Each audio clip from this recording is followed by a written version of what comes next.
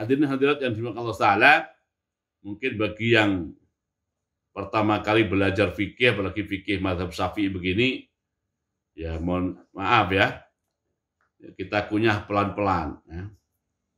Jadi ternyata fikih itu seperti itu ya, kita kunyah pelan-pelan, ya tanpa Bapak Ibu harus menjadi spesialis dalam urusan fikih ini ya, tapi mengertilah ya. Jadi secara kognitif paling tidak itu berada di level 1 ya, yaitu mengerti atau tahu. Syukur-syukur level naiknya menjadi paham ya kan. Syukur-syukur, tapi ya minimal itu. Jadi Bapak Ibu hadirin hadirat yang dimuliakan Allah Ta'ala, ada istilah namanya al-ma al-mustakmal. Air yang sudah digunakan. Jadi mustakmal itu sudah digunakan. Nah, dalam bahasa Arab, nih sementara belok dulu nih ya. Dalam bahasa Arab, apa saja yang sudah digunakan, istilahnya adalah mustakmal. Apa saja yang sudah digunakan, istilahnya adalah mustakmal. Umpamanya, baju sehabis dicuci, lalu dipakai. Walaupun dipakainya dalam rangka menyambut tamu yang datang. Secara bahasa, baju itu disebut mustakmal. Tapi baju mustakmal nggak ada urusan dengan pelajaran fikih kita. Nggak ada urusannya itu ya. Itu. Ini hanya istilah saja. Kembali ke pelajaran kita fikih ya. Fikih mustakmal itu konteksnya adalah air. Perhatikan Bapak Ibu. Yang digunakan untuk menghilangkan hadas. Dan air itu sedikit. Dan air itu apa? Sedikit. Atau, perhatikan yang kedua, untuk menghilangkan najis, tetapi, ada tetapinya. Tetapi najis yang warna, rasa, dan rupanya sudah tidak kelihatan. Warna, rasa, dan rupanya tidak kelihatan. Gitu ya. Tapi kalau masih ada kelihatan warna, rasa, dan rupanya, air itu bukan air mustakmal, air itu namanya air najis, nanti akan kita bahas. Tapi ini warna, rasa, dan rupanya sudah tidak kelihatan, baunya juga sudah nggak ada. Nah, untuk memastikan maka dipakailah air untuk menghilangkan najis itu secara sempurna. Nah, itu namanya juga mustakmal dalam konteks itu. Nah, mustakmal begitu. Nah, perhatikan lagi ya, mustakmal dimaksud adalah digunakan untuk menghilangkan hadas yang statusnya fardu. Yang statusnya apa? Fardu dan air itu sedikit. Ini kalau teori agak susah nih ya. Jalan teorinya begini agak susah. Jadi begini. Umpamanya berwudu. Bapak Ibu hanya mempunyai air 1 ember kecil. 1 ember kecil ya. 1 ember kecil itu masuk kategori air sedikit. Nanti masalah sedikit dan banyak pelajarannya belum sampai. Akan datang insya Allah pelajaran tentang air banyak dan air sedikit. Nah, sekarang gampang saja, air sedikit, air 1 ember kecil atau air 1 gayung itu masuk kategori air sedikit. Nah, mana yang disebut mustakmal? Yaitu pada saat air itu kita gunakan untuk membasuh muka yang pertama kali. Atau membasuh kedua tangan yang pertama kali. Atau membasuh kaki yang pertama kali. Nah, itu adalah yang dimaksud dengan digunakan untuk menghilangkan hadas yang statusnya itu masih fardu. Yaitu basuh muka yang pertama, basuh tangan yang pertama, basuh kaki yang pertama. Kalau ngusap kepala tidak kita hitung karena tidak ada sisanya. Nah, cuma diusap saja soalnya. Oke? Nah, air yang telah digunakan untuk menghilangkan hadas, misalnya untuk berwudu tadi, yang mengalir atau menetes pada muka, atau yang mengalir atau menetes pada tangan, atau yang mengalir menetes dari kaki, itu air itu namanya air mustakmal. Air mustakmal. Nah, tapi kan itu cuma sedikit. Nah, begini. Jika air yang mustakmal tadi, makanya di sini ada keterangan. Fa'idha adkhalal mutawaddi'u yadau fil ma'il qalili ba'da ghusli wajhihi ghairu nawin lil iktiraf saral ma'u mustakmalan. Ini alinea kedua ini ya. Jadi Begitu kita menggunakan air yang kita ambil dari gayung tadi pakai tangan kita, lalu kita gunakan untuk membasuh muka kita, ya. Sementara pada saat kita ngambil pakai tangan tadi, kita tidak berniat menjadikan tangan sebagai gayung atau memfungsikan tangan sebagai gayung, tidak ada niat begitu. Maka air yang membersamai penyucian wajah dengan niat tangan tadi bukan sebagai gayung atau bukan sebagai alat, dan tetesannya masuk ke air yang sisa ada di gayung, air sisa yang ada di gayung, maka seluruh air yang ada di gayung menjadi air mustakmal. Seluruh air yang ada di gayung menjadi mustakmal. Ini maksud kalimat ini. Fa idza adkhala al-mutawaddi'u yadahu fil ma'il qalil ba'da ghasli wajhihi ghairu nawin lil iktiraf saral ma'u mustakmalan. Nah, supaya nggak mustakmal bagaimana? Nah, supaya nggak mustakmal, saat kita memasukkan tangan kita yang basah oleh membasuh muka tadi, kita harus berniat menjadikan tangan kita sebagai gayung untuk mengambil air. Jadi kita ambil gitu, terus kita alirkan ke tangan. Nah, waktu ngambil dari niatnya adalah niat iktiraf. Iktiraf itu maknanya memungsikan tangan sebagai fungsi gayung. Yang saya belum ketemu bahasa Indonesianya, bahasa Jawanya tuh nyawuk. Ya.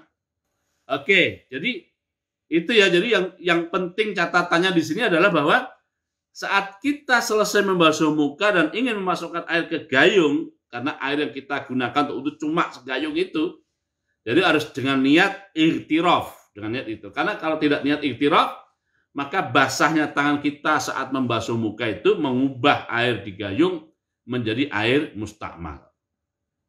Tapi kalau niatnya niat iktiraf, niat nyawuk tadi ya, nah itu tidak menjadikan air sisa yang digayung menjadi air mustakmal. Jadi air mustakmal. Oke, ini ya, ini detail begini memang dalam mazhab Syafi'i ini ya. Dalam mazhab Syafi'i. Nah, syaratnya tadi ketentuannya ya, jadi air itu pertama airnya sedikit, lalu digunakannya adalah untuk yang statusnya fardu. Digunakannya untuk statusnya fardu. Ketiga, saat memasukkan tangan ke dalam gayung dan semacamnya atau bejana apapun, niatnya harus iktiraf atau nyawuk atau menyerok tadi ya. Niatnya menyerok dengan tangan, ya. Oke. Jadi ketentuan mustakmalnya begitu. Nah, tapi kalau air itu digunakan untuk membasuh muka yang kedua atau membasuh muka yang ketiga, status membasuh yang kedua atau membasuh yang ketiga itu statusnya sunat, tidak fardu, maka tidak terhitung mustakmal. Tidak terhitung mustakmal ya. Kalau digunakan untuk sunat, untuk sesuatu yang sunat. Nah, hadirin-hadirat Bapak Ibu yang dimuliakan Allah Ta'ala, kenapa mazhab Syafi'i begitu ketat masalah air mustakmal ini? Begini, alasan mereka itu alasan sifatnya spiritualitas ya, sifatnya spiritualitas. Jadi kata mereka ya, pada saat berdasarkan hadis juga, berdasarkan hadis Nabi, banyak hadisnya ya. Berdasarkan hadis Nabi Muhammad SAW, pada saat kita berwudu,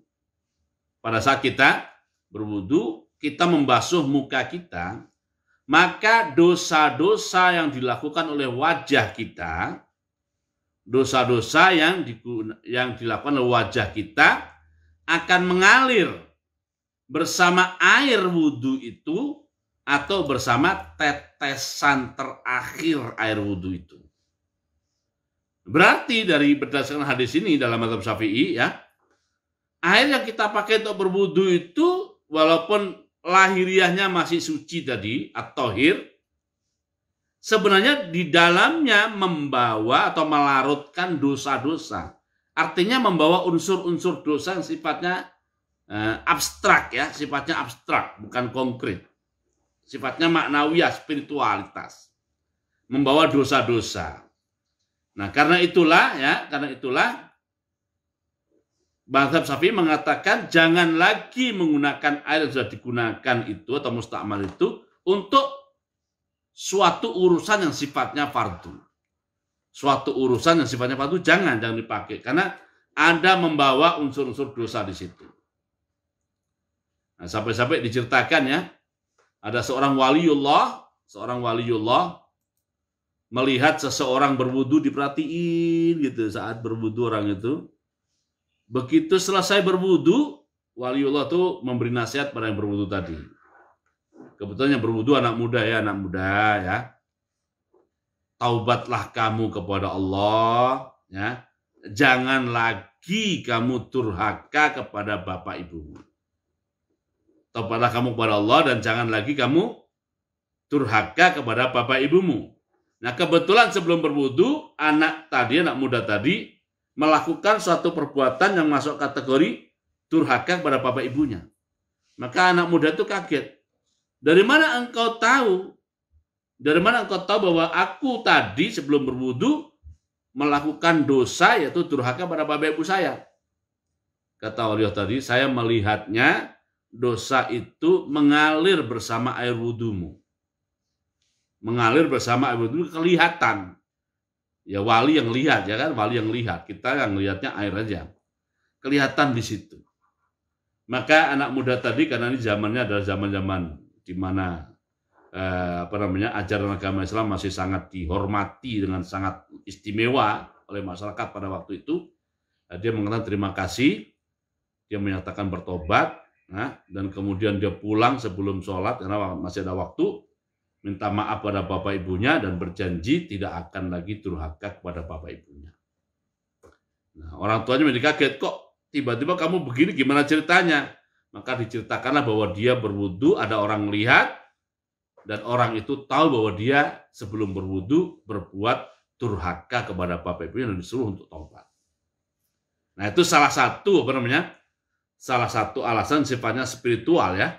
Sifatnya spiritual, ulama-ulama bermadzhab Syafi'i kenapa berbicara tentang namanya air mustakmal ini. Air mustakmal ini. Oke, tambahan yang tidak ada di sini, tapi jika air itu banyak atau mustakmal itu dihimpun sehingga menjadi banyak, maka mustakmal yang sudah banyak melebihi batas minimum yang nanti suatu saat datang kita pelajari, dia berubah menjadi air yang at-tahir al-mutahhir ghairu makruhin istimaluhu, seperti pada kategori yang pertama. Jadi kalau al-mustakmal tetapi banyak ya al-ma'ul mustakmal tapi banyak, al-katsir ya. Nah, itu masuk kategori at-tahir al-mutahhir ghairu makruhin istimaluhu. Masuk kategori yang pertama, at-tahir al-mutahhir ghairu makruhin istimaluhu. Oke. Untuk itulah ya, ini ada urusannya dengan budaya di Bapak Ibu ya. Untuk itulah ya, di dunia Islam ada budaya, tapi sekarang udah tinggal sisa-sisanya ya. Di dunia Islam ada budaya di mana ada masjid atau di mana ada musola, itu bak airnya pasti besar. Bak airnya pasti besar dan orang rame-rame berwudu di bak itu, di bak air besar itu. Orang rame-rame berwudu di bak air yang besar itu. Itu di mazhab Hanafi juga begitu, di mazhab Maliki juga begitu, di mazhab Syafi'i dan mazhab Ambali. Di mana-mana pada zaman dulu itu tempat wudunya itu adalah bak air yang besar, ya. Wudunya rame-rame ke situ. Bahkan di daerah-daerah yang air itu sedikit, kayak di kampung saya pada zaman dahulu, itu airnya sampai berubah warna itu karena rame-rame digunakan di situ ya. Rame-rame digunakan. Pada saat kita ingatkan itu, kenapa harus begini? Ya, tahu mereka, air ini air berkah katanya, didoain banyak orang katanya. Didoain banyak orang dan digunakan untuk berwudu banyak orang. Air berkah katanya gitu ya. Oke. Itu ada ya. Walaupun sekarang udah mulai hilang. mulai hilang. Masjid-masjid yang menggunakan bak air wudhu besar itu mulai hilang, ya, mulai hilang. Nah, menarik ini, tambahkan cerita lagi, cerita yang ketiga. Jadi dulu ada seorang gubernur di Mesir. Ini gubernur abad 19 ya, menjelang abad 20. Dia adalah gubernur dari Turki Utsmani, tetapi kemudian tidak taat kepada Turki Utsmani. Dia mengangkat diri sebagai gubernur yang independen dan mandiri, tapi tidak berani mengatakan dirinya raja. Namanya Muhammad Ali, ya, Muhammad Ali Pasha. Ini gubernur yang ingin, ya, pokoknya dia itu mengatakan apa yang dilakukan oleh Barat, dalam hal ini Eropa, harus kita tiru apa adanya tanpa diedit. Tiru apa adanya tanpa diedit, ya. Maka dia sangat gandrung dengan semua yang istilahnya adalah Eropa. Serba Eropa itu dia ikutin, ya. Nah, pada zamannya ada ide tempat wudhu itu bukan bak besar begitu, bukan bak besar. Tetapi baknya itu ditaruh di atas. Kalau sekarang ya toren gitu, ya. Toren atau penampungan air di atas. Lalu dialirkan ke bawah menggunakan keran. Nah, menggunakan apa? Keran. Dan orang berwudu dengan cara membuka keran. Kalau sudah selesai wudu seperti sekarang, kerannya ditutup. Tapi menariknya adalah awal mula ide itu muncul 3 mazhab, yaitu mazhab Maliki, mazhab Syafi'i, dan mazhab Hambali, memandang ide itu sebagai bid'ah. Memandang ide berwudu dengan cara seperti itu sebagai bid'ah. Sebagai bid'ah, dan wa kullu bid'atin dolalah, wa kullu dolalatin finnar. Itu 3 mazhab yang berpendapat begitu. Kecuali satu mazhab, itu mazhab Hanafi.